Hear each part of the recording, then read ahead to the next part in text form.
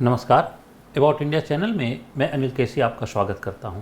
About India channel का वास्तविक उद्देश्य भारत की संस्कृति और भारत के विरासत आदि से परिचय कराना है।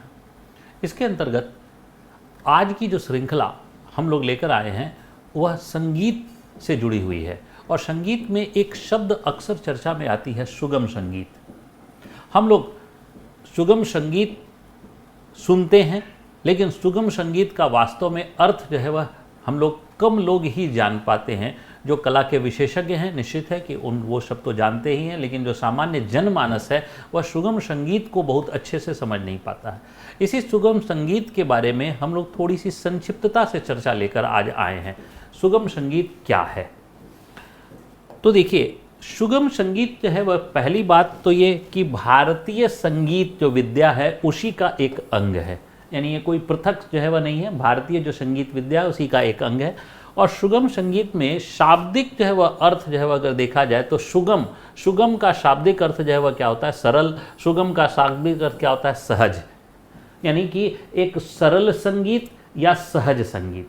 अब मुद्दा है कि यह सहज और सरल का मतलब जो है वह ये नहीं कि ये जो है सबके लिए आसान हो गया, नहीं, ऐसा नहीं है।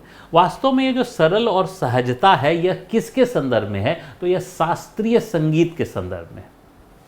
यह जो सरलता है, यह सरलता मात्र शास्त्रीय संगीत के संदर्भ में है। क्यों? क्योंकि शास्त्रीय संगीत जो होते हैं वह बिल्कुल ही राग आधारित होते हैं और उसमें राग से भटकाव की छूट नहीं होती है। किसी भी कीमत पर राग से भटकना नहीं होता है। इसके बारे में हम लोग पहले से एक वीडियो जो है वह अपलोड कर चुके हैं शास्त्रीय संगीत पर, तो जिन्होंने उसको नहीं देखा है तो वो, या फिर जो डिटेल में देखना चाहते हैं वो वहाँ देख सकते हैं। शास्त्रीय संगीत जो है से भटकाव की बिल्कुल छूट नहीं है यहाँ शास्त्रीय संगीत में राग से। लेकिन जो सुगम संगीत है वो सहज है, सरल है। इसका मतलब है कि शास्त्रीय संगीत की तुलना में यह सरल है, शास्त्रीय संगीत की तुलना में यह सहज है, इसलिए यह सुगम संगीत कहलाता है। ठीक है? क्यों? क्योंकि इसके सुगम संगीत में किसी नियम की आवश्यकता नहीं है, यानी राग के नियम की आवश्यकता। हालांकि ऐसा नहीं है, भारतीय संगीत में की दुनिया में जो है वह ऐसे बहुत सारे कलाकार हुए हैं जो सुगम संगीत के अंतर्गत उन्होंने राग आधारित गायन किया है। और बहुत सारे गायन हैं ऐसे, एक दो नहीं, हजारों की संख्या में हैं जो राग आधारित गायन जो है वह हुआ है। लेकिन बावजूद दरअसल सुगम संगीत की परिभाषा को अगर समझा जाए तो उसमें कहा जाता है कि राग एसेंशियल जो है वह नहीं है। अब देखिए, सुगम संगीत में आते क्या हैं? तो पहले हम लोग देखें, सुगम संगीत में फिल्मी गीत आते हैं, सुगम संगीत में गज़ल आते हैं, भजन आते हैं, कव्वाली आते हैं, लोकगीत आते हैं। अब जो है वह गौर करके देखिए कि होली का पर्व आया, फगुआ सुना, या जो है वह तीज का व्यवहार पर्व आया तो कजरी सुना। तो ये जो है वह लोकगीत है, लोकगीत की परंपराएं हैं। और कव्वाली हम लोग अक्सर जो है वह सुनते हैं, भजन सुनते हैं, गज़ल सुनते हैं, फिल्मी गीत जो है वह सुनते हैं। ये सब के सब जो है वह क्या है? तो सब के सब सुगम संगीत है, यानी सब का सम्मिलित जो है वह जो संकल्पना है वही है सुगम संगीत। अब ये सुगम संगीत में जो है वह तो क्या अंतर? सुगम संगीत में भावनाओं का विशेष जो है वह महत्व है, भावनाओं का, यानी जो फीलिंग होती है उसका महत्व है। और इसीलिए जो है जो अच्छे गायक होते हैं वो भाव पर जो है वह काफ़ी बल देते हैं। जैसे मान लीजिए एग्जाम्पल के तौर पर कि अनूप जलोटा जो है वह भजन गा रहे हैं और वो कहते हैं कि भोर भयो पन घटके। तो भोर भयो जो है, तो उसमें भोर जो शब्द का इस्तेमाल करते हैं तो लगता है कि जो है वह भोर जो है वह हो रहा है।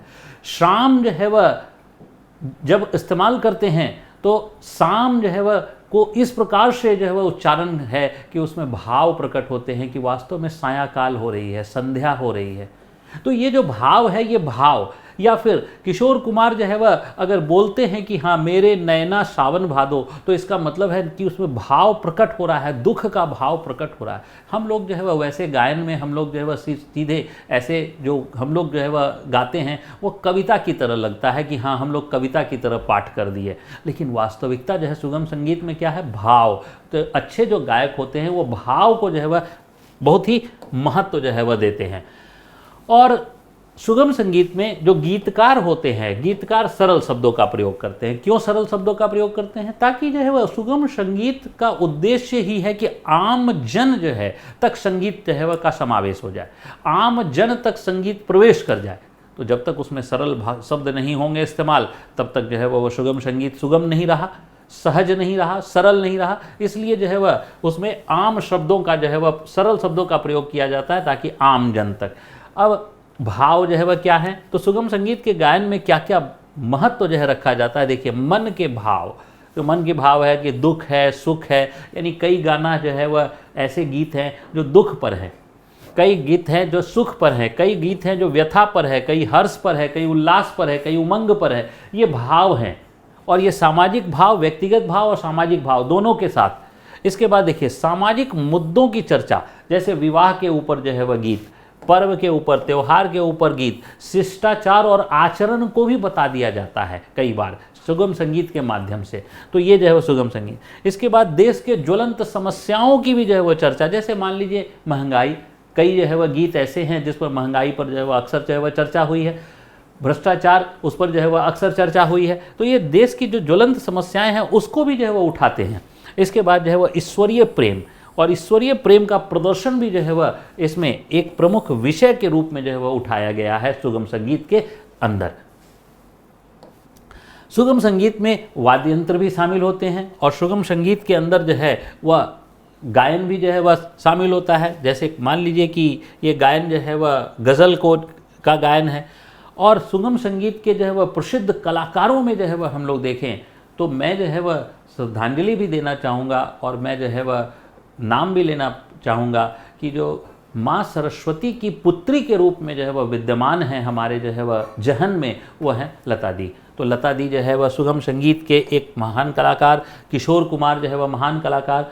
तो ये तो जो है वह हमारे कुछ काल पहले के, और वर्तमान में भी अगर हम देखें तो सुगम संगीत के कुछ कलाकारों में जो है वह जो आज के युवा वर्ग में पॉपुलर हैं, जैसे अरिजीत सिंह हैं या फिर श्रेया घोषाल हैं, जो सुगम संगीत को आगे बढ़ाने का काम कर रहे हैं। मैं अनिल केसी आप सभी का धन्यवाद करता हूँ। जय हिंद।